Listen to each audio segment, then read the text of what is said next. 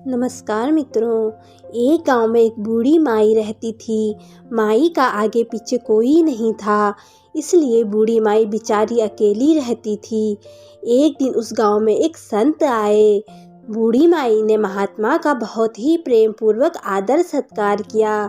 जब महात्मा जी जाने लगे तो बूढ़ी माई ने कहा, महात्मा जी, आप तो ईश्वर के परम भक्त हैं। कृपा करके मुझे ऐसा आशीर्वाद दीजिए जिससे मेरा अकेलापन दूर हो जाए। अकेले रह रहकर मैं अब ऊब चुकी हूँ। तब उन महात्मा ने मुस्कुराते हुए अपनी झोली में से बाल गोपाल की एक मूर्ति निकाली और बुढ़िया माई को देते हुए कहा, माई, यह लो आपका बालक है। इसका अपने बच्चे की तरह प्रेम पूर्वक लालन पालन करती रहना। बुढ़िया माई बड़े लाड प्यार से ठाकुर जी का लालन पालन करने लगी। एक दिन गांव के कुछ शरारती बच्चों ने देखा कि माई मूर्ति को अपने बच्चे की तरह लाड़ कर रही है। नटखट बच्चों को माई से हंसी मजाक करने की सूझी। उन्होंने माई से कहा, अरे मैया सुन, आज गांव में जंगल से एक भेड़िया घुस आया है जो छोटे बच्चों को उठाकर ले जाता है और मारकर खा जाता है। तू अपने लाल का ख्याल रखना, कहीं भेड़िया इसे उठाकर ना ले जाए। बुढ़िया माई ने अपने बाल गोपाल को उसी समय कुटिया में विराजमान किया और स्वयं लाठी लेकर दरवाजे पर पहरा लगाने के लिए बैठ गई।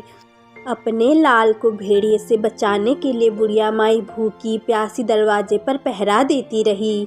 पहरा देते देते एक दिन बीता, फिर दूसरा, तीसरा, चौथा और पांचवा दिन भी बीत गया। बुढ़िया माई 5 दिन और 5 रात लगातार बगैर पल के झपकाए भेड़िए से अपने बाल गोपाल की रक्षा के लिए पहरा देती रही। उस भोली भाली मैया का यह भाव देखकर ठाकुर जी का हृदय प्रेम से भर गया। अब ठाकुर जी को मैया के प्रेम का प्रत्यक्ष रूप से आस्वादन करने की इच्छा हुई। भगवान बहुत ही सुंदर रूप धारण करके वस्त्र आभूषणों से सुसज्जित होकर माई के पास आए। ठाकुर जी के पाँव की आहट पाकर माई डर गई कि कहीं दुष्ट भेड़िया तो नहीं आ गया मेरे लाल को उठाने के लिए। माई ने लाठी उठाई और भेड़िए को भगाने के लिए उठ खड़ी हुई। तब श्याम सुंदर ने कहा, मैया, मैं तेरा वही बालक हूँ जिसकी तुम रक्षा करती हो। माई ने कहा, चल हट, तेरे जैसे बहुत देखे हैं, तेरे जैसे सैकड़ों अपने लाल पर न्योछावर कर दूँ। अब ऐसे मत कहियो, चल भाग जा यहाँ से। ठाकुर जी मैया के इस भाव और एक निष्ठा को देखकर बहुत ज़्यादा प्रसन्न हो गए।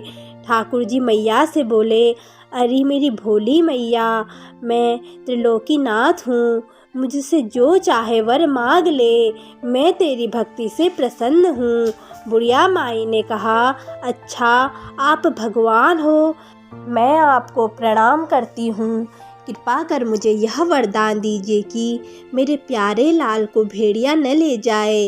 अब ठाकुर जी और ज़्यादा प्रसन्न हो जाते हैं और बोलते हैं, तो चल मैया, मैं तेरे लाल को और तुझे अपने निज धाम लिए चलता हूँ। वहाँ भेड़िए का कोई भय नहीं है। इस तरह प्रभु बुढ़िया माई को अपने निज धाम ले गए। भगवान को पाने का सबसे सरल मार्ग है भगवान को प्रेम करो, निष्काम प्रेम, जैसे बुढ़िया माई ने किया। यदि हम बिना स्वार्थ और पूरी श्रद्धा के साथ उनसे प्रेम करते हैं तो एक न एक दिन ईश्वर हमें दर्शन जरूर देते हैं। जय श्री राधे कृष्णा।